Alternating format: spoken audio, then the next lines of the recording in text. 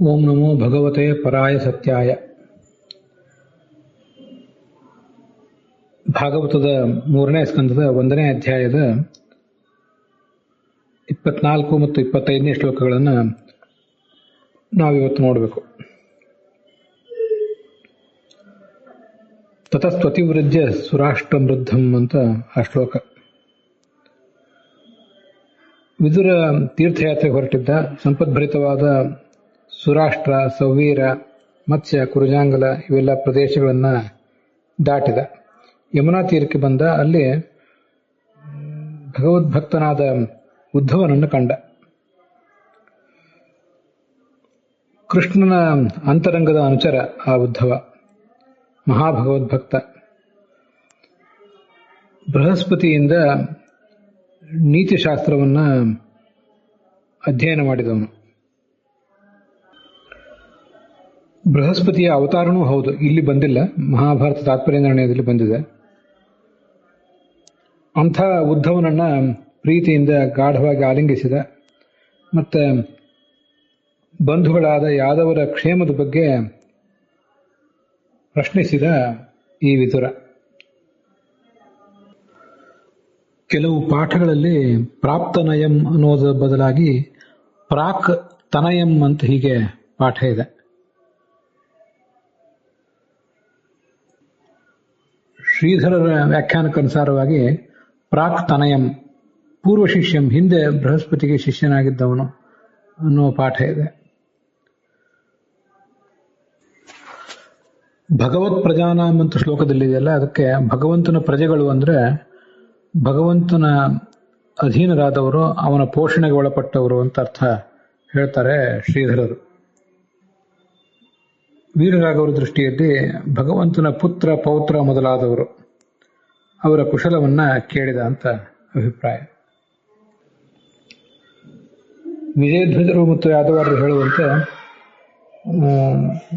ಸುರಾಷ್ಟ್ರಂ ವೃದ್ಧಂ ಅಂತಿದಿಲ್ಲ. ವೃದ್ಧ ಅಂದ್ರೆ ಸಮೃದ್ಧವಾದದ್ದು. ಸಮೃದ್ಧವೇ ಆದರೂ ಯಾವ ರಾಜ್ಯದಲ್ಲೂ ಯಾವ ದೇಶದಲ್ಲಿ ಅವನಿಗೆ ದೀರ್ಘಕಾಲ ಇರುವ ಮನಸ್ಸಿರಲಿಲ್ಲ. ತೀರ್ಥಯಾತ್ರೆಯಲ್ಲಿ ಅವನ ಮನಸ್ಸಿತ್ತು ಅಂತ ಅದನ್ನು ತೋರಿಸ್ತಾರೆ.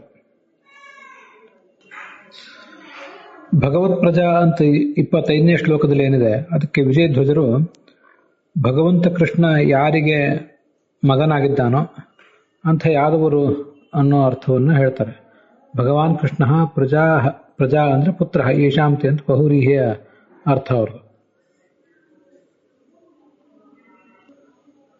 ಯಾದವಾರ್ಯರು ಹಾಗೆ ಅರ್ಥ ಹೇಳ್ತಾರೆ. ಹಾಗೇನು ಅರ್ಥ ಹೇಳಬೇಕಾಗಿದ್ದಿಲ್ಲ. ಭಗವಂತನ ಅವನಿಗೆ ಸಂಬಂಧಪಟ್ಟ ಪ್ರಜೆಗಳು. ಪ್ರಜಾ ಅಂದ್ರೆ ಮಗ, ಸಂತಾನ ಅಂತಲೇ ಏನು ಅರ್ಥ ಅಲ್ಲ. ಪ್ರಜೆಗಳು ಅಂದ್ರೆ ಆ ಪರಿಸರದಲ್ಲಿರುವಂತಹ ಪ್ರಜೆಗಳು. ಭಗವತ್ ಪ್ರಜೆಗಳು ಅಂದ್ರೆ ಕೃಷ್ಣನ ದೇಶದಲ್ಲಿರುವ ಪ್ರಜೆಗಳು ಅಂತ ಸಹಜವಾದ ಅರ್ಥ.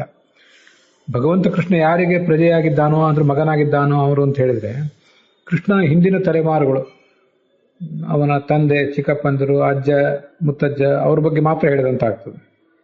ಅದರಿಂದ ಅದಷ್ಟು ಯೋಗ್ಯವಾದ ವಿವರಣೆ ಆಗಿ ನನಗೆ ಕಾಣಿಸೋದಿಲ್ಲ. ವಿಜಯಧ್ವಜರು ಯಾದವಾರರು ಹೇಳಿದ್ದಾರೆ, ಅದು ನೀವು ಬೇಕಾದ್ರೆ ಸ್ವೀಕಾರ ಮಾಡಬಹುದು, ನಿಮಗೆ ಬಿಟ್ಟದ್ದು. ಅದಕ್ಕಾಗಿ ನಮ್ಮ ಗುರುಗಳು ಹೈವದನ ಪುರಾಣಿಕಾಚಾರ್ಯರು ಕೂಡ 25ನೇ ಶ್ಲೋಕದಲ್ಲಿ ತನ್ನ ಬಂಧುಗಳಾದ ಯಾದವರು ಅಂತ ಬರೆದಿದ್ದಾರೆ. ಅದು ತನ್ನ ಅಂತ ಆಗೋದ್ರ ಬದಲು ಭಗವಂತನ ಬಂಧುಗಳು ಅಂತ ಆಗಬೇಕಾಗಿತ್ತೇನೋ. ಅಂತೂ ಭಗವಂತನ ಮಕ್ಕಳು ಅಂತನೂ ಬರೆದಿಲ್ಲ, ಭಗವಂತ ಯಾರಿಗೆ ಮಗ ಆಗಿದ್ದಾನೋ ಅವನು ಅಂತನೂ ಅರ್ಥ ಬರೆದಿಲ್ಲ. ಅವರು ತನ್ನ ಬಂಧುಗಳಾದಂತ ಬರೆದಿದ್ದಾರೆ. ಪ್ರಾಯ ಭಗವಂತನ ಬಂಧುಗಳಾದ ಯಾದವರ ಕ್ಷೇಮದ ಬಗ್ಗೆ ಅಂತ ಅವರು ಅನುವಾದ ಮಾಡಲಿಕ್ಕೆ ಹೊರಟಿದ್ದಿರಬೇಕು.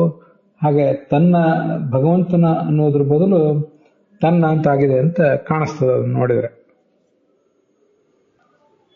ಅಂತೂ ಅವರು ವಿಜಯಧ್ವಜರು ಮತ್ತು ಯಾದವಾರ ಹೇಳಿದ ಅರ್ಥವನ್ನ ಅಲ್ಲಿ ತಗೊಂಡಿಲ್ಲ ಅನ್ನೋದನ್ನ ನಾವು ಗಮನಿಸ್ಬೇಕಷ್ಟೆ.